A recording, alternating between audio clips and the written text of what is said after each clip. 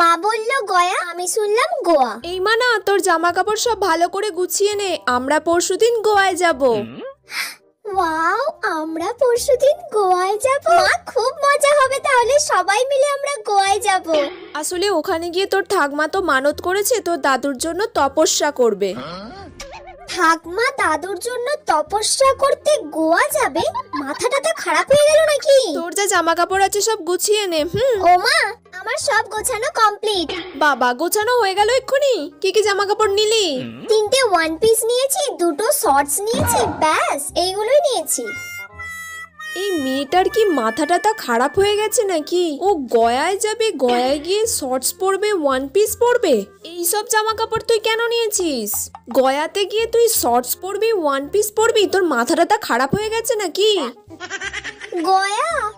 আমি তো ভাবলাম গোয়া।